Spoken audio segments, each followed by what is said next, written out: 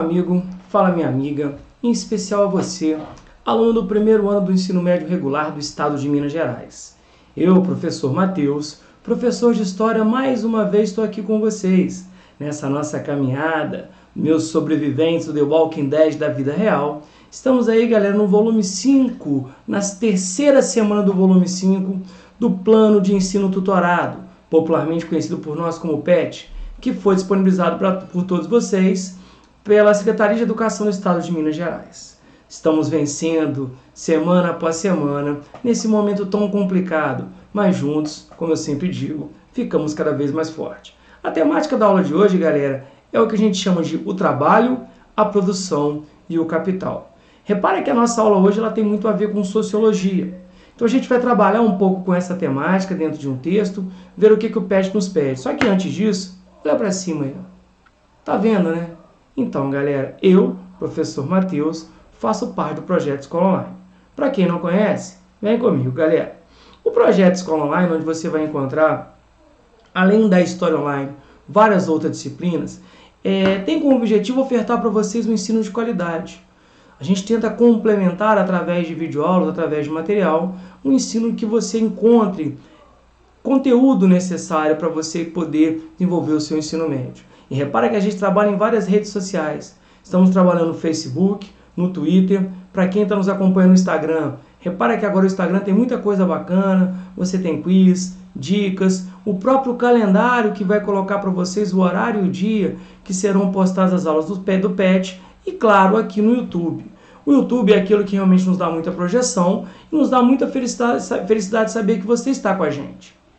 Se você ainda não se inscreveu, corre lá, se inscreve, ativa as notificações, dá um like, porque assim a gente faz um canal cada vez melhor. E antes de a gente começar a trabalhar com essa temática que mistura história e sociologia, o que é de praxe? Roda a vinheta!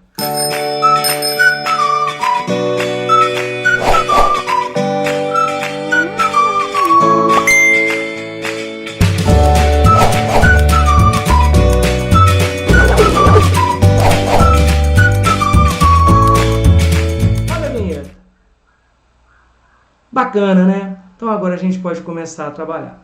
Show de bola, galera? Vamos lá? Vamos ver o que se pede nesse nossa semana 3. Peguei para vocês, galera, o que sempre é colocado, umas coisas que eu acho importante. Fique por dentro dos conceitos. Quais são os conceitos ofertados para a gente do material? Primeiro, capitalismo. Gente, capitalismo é uma coisa que você fala a todo momento, mas o que é? Na verdade, eu costumo dizer o seguinte, que capitalismo é um sistema, né? Vamos trabalhar aqui com a ideia de que é um sistema, perfeito? Cujo objetivo é muito claro. Qual é o objetivo do capitalismo, galera? Acumular capital, acumular grana. Então é um sistema econômico que visa o lucro, baseado na sociedade privada e nos meios de produção, e na operação com fins lucrativos. Então o objetivo é muito claro. No sistema capitalista, galera, o seu objetivo é muito óbvio, é ganhar. Porque no capitalismo quem é rico tem capital, quem é pobre não tem capital. Tem como característica central a acumulação de capital. Então não adianta. Nós que vivemos em uma sociedade capitalista, a gente vive, claro, naquela ânsia desesperada de ter uma situação financeira estável. Por quê, galera? Porque eu sempre pergunto aos meus alunos, bota na cabeça essa pergunta, o que é melhor? Ter um bom emprego ou termos um bom salário? Beleza, meu povo? Isso, de certa forma, facilita a nossa compreensão. Vamos lá? Trabalho. O que é trabalho? Atividade humana realizada com o objetivo de produzir uma forma de obtenção de subsistência. Então, galera, trabalho é toda e qualquer atividade humana que você, de certa forma, é o seguinte, despende esforço. Pô, às vezes você faz um trabalho de limpar um banheiro, às vezes você faz um trabalho de repente, o seguinte, lavar uma louça, às vezes você faz um trabalho de ser um secretário, ser um engenheiro. Então você tem trabalho, é toda e qualquer atividade. Pode ser ele remunerado, pode ele não ser. Você que está em casa durante essa pandemia está falando, poxa, minha mãe e meu pai estão me colocando para trabalhar, para arrumar quarto. Poderia ser remunerado, você estaria rico. Mas a ideia de trabalho é uma atividade humana. Claro, ela também pode ser feita pela máquina, mas a gente está falando aqui de um trabalho humano. E óbvio, galera, a gente também trabalha com a ideia de produção. Ou seja, produção refere a todo tipo de atividade ou processo que dá origem a um determinado serviço, objeto o produto. Igual, por exemplo, estou aqui trabalhando com vocês ao montar essa aula para que eu possa produzir conteúdo. Vejam, galera, o meu esforço é o trabalho e o fruto do meu trabalho é o conteúdo que eu produzo para vocês. Perfeito? Então isso é bom para você, como eu falei, estar navegando entre a história e sociologia. Vamos ver o que isso tem a ver com a história, galera. Vamos lá. Bom, o trabalho e a produção no final do século XIX, início do século XX. Vejam, galera, que eu estou falando aqui da transição. Olha só, galera, da época do Império para implementação da República Brasileira. Beleza? Na nossa última aula nós falamos sobre o que?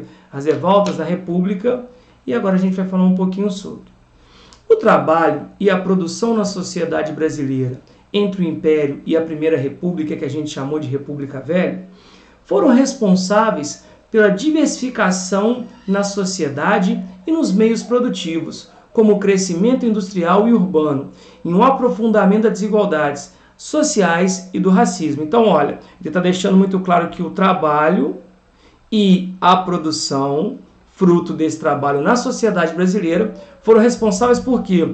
Por diversificar na sociedade. Então, quer dizer, você vai colocar a ideia de ricos e pobres, e também o que, galera? Você vai diversificar os meios produtivos, aonde as pessoas irão trabalhar, gerando um crescimento industrial e urbano e um aprofundamento das desigualdades sociais e do racismo.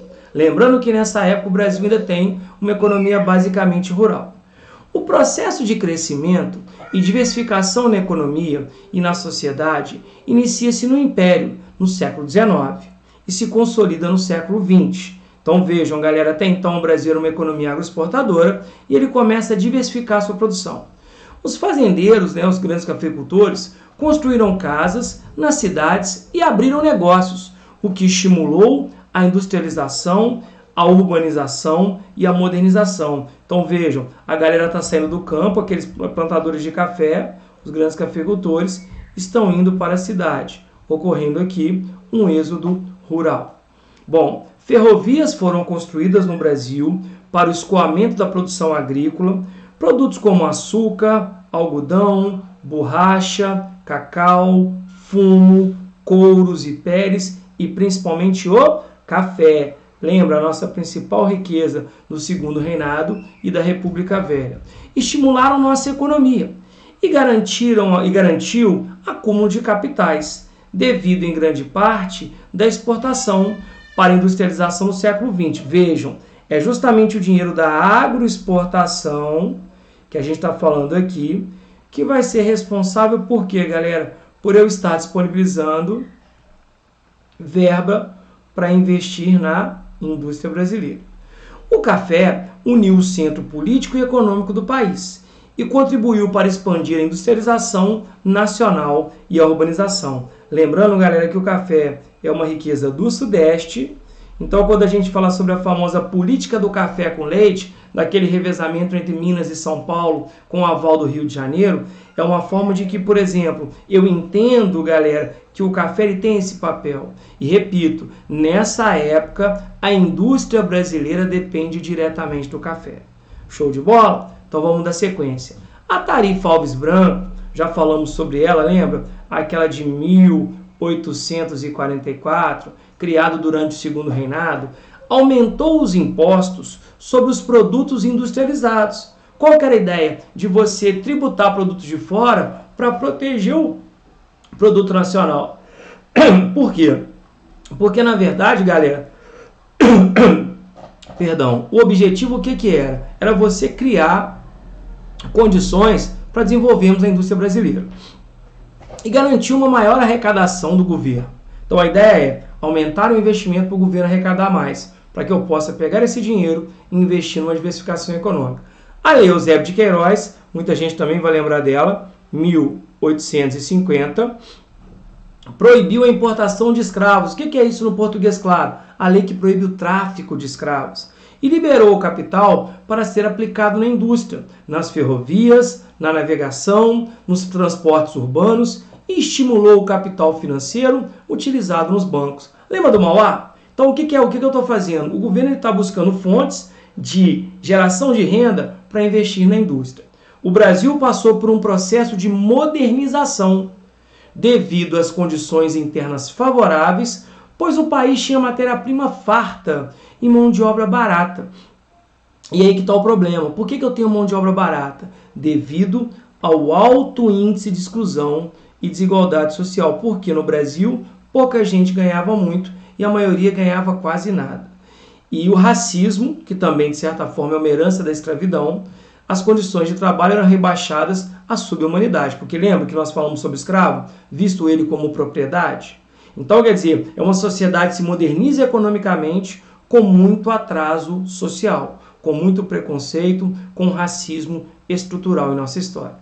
O mercado consumidor expande, ou devido à urbanização, à industrialização e ao crescimento do sistema de transporte, portos, ferrovias e o crescente número de empresas e operários, mas também trouxe impactos para a imigração, organização do trabalho e para as práticas sociais e políticas. Agora vejam que a gente tem que lembrar aqui que o consumidor ele é um dos fatores também que faz com que os políticos brasileiros comecem a atender as pressões externas para acabar com a escravidão. Porque lembra, escravo muito trabalha, mas nada recebe. Vamos lá? Então é o seguinte, galera, a imigração está ligada diretamente às mudanças urbanísticas, industriais, à desigualdade social e ao racismo. Porque lembra, por que eu estou trazendo o imigrante, galera? Na sua primeira leva, italianos e alemães, depois eu vou trazer poloneses, vou trazer até mesmo japoneses.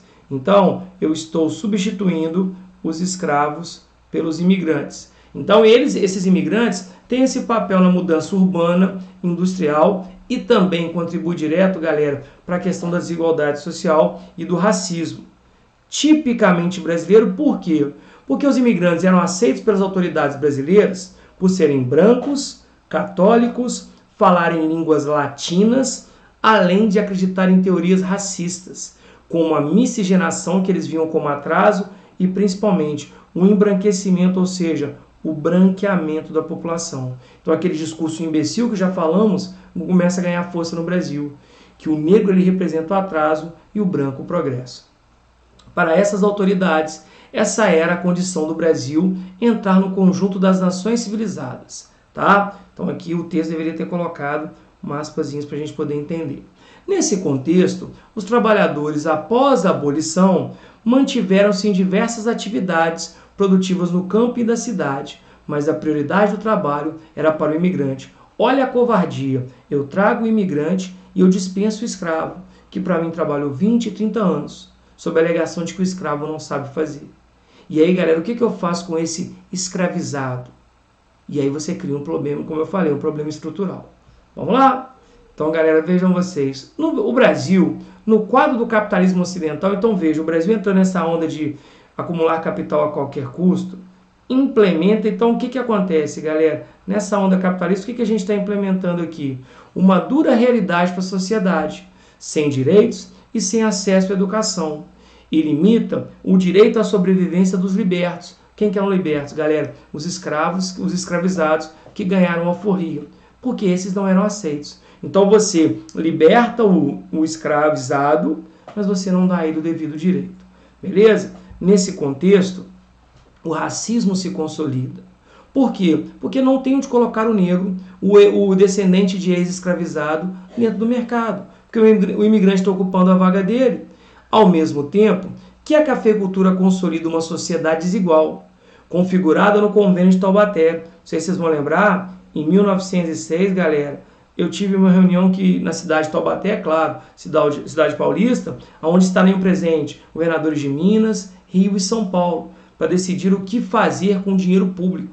Então, quer dizer, poucos estados geriam o dinheiro de toda uma nação. Tá? Então, a ideia é de que você utilizaria o dinheiro público na valorização do café para benefício dos grandes fazendeiros, que teriam seus lucros mantidos. Ou seja, para o cafeicultor ganhar, toda a sociedade brasileira perdia, que é uma grande covardia. Beleza, galera? Eu tenho aqui a reunião do Convênio de Taubaté, onde eles estão literalmente moendo o dinheiro. Então, é a tal da socialização da perda, o que acontece atualmente. O governo gasta e a sociedade paga, através de impostos, beleza? Então, isso já acontece durante muito tempo.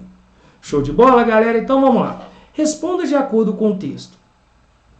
Quais foram os responsáveis pela diversificação social e nos meios produtivos entre o Império e a Primeira República? Galera, é só a gente voltar no texto. Isso aqui está muito óbvio, olha lá. Na primeira partezinha do texto a gente fala exatamente disso, olha lá. O trabalho e a produção na sociedade brasileira entre o Império e a Primeira República foram responsáveis pela diversificação. Então, galera, é aquela história, a gente definiu o trabalho, definiu produção, para a gente poder, então, entender. Beleza? Então, é claro, se a gente for colocar aqui, olha só, o que está pedindo? Quais foram os responsáveis? O trabalho e a produção. O trabalho e o esforço que, de certa forma, resulta em produção. Então, o que eu coloquei como sugestão para vocês? Como vimos no texto, o trabalho e a produção na sociedade brasileira foram responsáveis por essa diversificação social. Porque nem todo mundo tem trabalho, nem todo mundo produz, ou tem pessoas que trabalham e não recebem, tem pessoas que produzem e também não ganham. Então isso gera uma diversificação social e produtiva, gerando, óbvio, né, galera, o aprofundamento da desigualdade social e do racismo. Por quê? Porque, como eu falei, às vezes os pobres produziam muito e ganhavam pouco, e em cima desse trabalho, em cima dessa produção, ganhavam o quê? A elite. E claro, não há como negar que o trabalho e a produção também vão trazer para a gente o que, galera? O desenvolvimento industrial e urbano. Só que, galera, como eu falei, esse desenvolvimento nem sempre é para todos. Só para a gente poder entender. Tanto é que quem acompanhou a nossa última aula, da semana 2, vejam que por causa dessa desigualdade, nós tivemos revoltas urbanas, revoltas rurais. Beleza? Lembra disso? Então vamos seguir, galera. Tá? Então, vamos ver a questão número 2. Deu o conceito de trabalho e produção. Galera, aqui, sendo bem sincero, abrindo meu coração para vocês, o PET pediu para você copiar e colar. Tá? Se você pegar os conceitos, está aí muito claro. Tá? Então, olha lá. Segundo fique por dentro dos conceitos, podemos definir como. O que é trabalho? Está lá. Atividade humana realizada com o objetivo de produzir uma forma de obtenção de subsistência, de você sobreviver. Tá? Quer dizer, então tudo que você faz, galera, é trabalho. E aí, fruto do seu trabalho, você tem a produção. Então, produção refere a todo tipo de atividade ou processo que dá origem a um determinado serviço, objeto ou produto. E aí, galera, as pessoas brincam comigo. Professor, você gosta de trabalhar? Gente, eu gosto de receber. Mas, na vida que eu vivo, no capitalismo que eu estou inserido, para eu receber, eu tenho que trabalhar. Inclusive, para facilitar, eu coloquei para vocês o seguinte, olha só, galera. Para facilitar, podemos entender que produção deriva do trabalho. Você não produz se você não trabalhar, se você não realizar um esforço, seja ele físico, seja ele da máquina. Mas a produção não é passe de mágica, aparece, por exemplo, esse passador de slide. Não. Tá? Tanto que a palavra trabalho, ela vem do latim tripalium, que significa sacrifício, esforço. E aí, galera, tomara que vocês não acreditem nisso. Mas é aquela história, né? Deus ajuda quem cedo madruga. O trabalho enobrece, gente, trabalho cansa. Vocês viram a Revolução Industrial? Mas é que história, né? Tem que trabalhar. Fazer o quê? Mas então, aqui ele está pedindo para que a gente possa, literalmente, copiar, né? Fazer. Poderia ter explorado melhor essa questãozinha. Mas vamos dar sequência, galera. O que possibilitou a expansão do mercado consumidor? O texto fala muito disso, galera. Olha só. Moçada, de acordo com o texto, o mercado consumidor expande devido ao quê? A urbanização, o crescimento das cidades, a industrialização, porque não tem lógica eu aumentar a minha produção, porque qual é a lógica de você industrializar? Produzir mais para vender mais. Mas você vai vender se você tiver mercado. Tá? E claro, ao crescimento dos sistemas de transporte, portos, ferrovias que vão escoar a sua produção para ampliar o seu mercado. E não há como negar que nessa vibe a gente está tendo o quê? O crescente número de empresas e operários remunerados, tá? Agora, uma coisa que o texto não coloca, eu coloquei aqui ressaltando para vocês, galera. É importante ressaltarmos que a ideia da abolição da escravidão, não vou falar que não tinham pessoas preocupadas com o bem-estar, galera, do escravo, do escravizado, do negro que para cá vem. Nomes como Castro Alves, Luiz Gama, Chiquinha Gonzaga, tinham pessoas que estavam preocupadas realmente com a condição do negro. Mas, no geral, você acabar com a escravidão, ela está muito ligada a um contexto capitalista, porque foi o que eu disse. O escravo trabalhava, mas não recebia.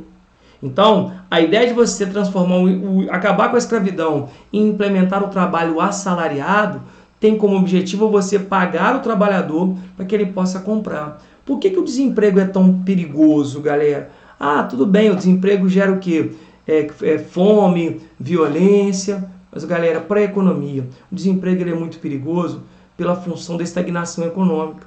Porque se o cara não trabalha, ele não produz, ele não recebe. Se ele não recebe, ele não compra. Então, você não faz a roda da economia girar. Beleza? Então, quando a gente coloca a ideia de acabar com a escravidão, é realmente o que, galera? É você introduzir o trabalho assalariado para que aquele que trabalha receba e tenha condição de comprar. Show de bola? Isso aqui é um complemento que eu acho que é bom a gente pensar e discutir. Galera, e a questão 4? Com o capitalismo ocidental, o que foi implementado no Brasil? O texto também fala isso.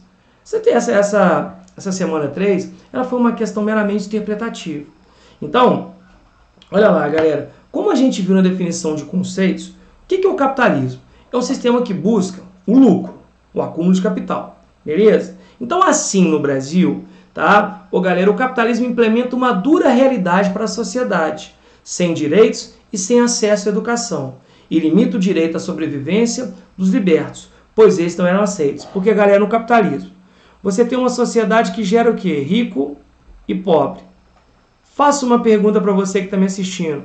Qual que é o sonho do pobre, galera? Tudo bem, o sonho do pobre é ser rico. Qual que é o sonho do rico? Aposto que é ser pobre. Você acha que o rico não sonha em viver com o dinheiro contado, pagar boleto, entender que no final do mês o dinheiro acabou? Óbvio que não. Se o sonho do pobre é ser rico, o do rico é ser ainda mais rico. E como é que o rico fica mais rico? Explorando o pobre. Por que o cara é rico? Porque ele tem capital. Por que o cara é pobre? Porque ele não tem capital. Então, a sociedade capitalista, galera, ela gera uma desigualdade. Então, no Brasil, isso é óbvio. Aqueles que tinham grana tinham acesso ao estudo, à moradia até hoje. E aí, galera, você percebe que, historicamente, você reproduz essa ideia. Tanto que eu coloquei essa imagem aqui para você entender que o capitalismo ele tem como objetivo a ideia de você acumular. Tanto que eu falo muito com os meus alunos. Vivemos em um momento onde a sociedade ela valoriza muito mais o ter as coisas do que ser alguém. Você vira para a pessoa e fala assim, uma pessoa é um cara de bem. Mas o que ele tem? Eu quero uma pessoa de bens. Beleza? Então, galera, isso que a gente vive hoje, essa desigualdade, historicamente ela pode ser explicada. Show de bola? Então, galera, mais uma vez eu agradeço a colaboração de vocês. Obrigado aí por quem nos acompanha. Continue com a gente. Aproveite. Mais uma vez, se puder, não se inscreveu, se inscreve. Dá um like, porque isso é muito importante. Beijo no coração de cada um de vocês. Até a próxima. Fiquem com Deus. Tchau, tchau.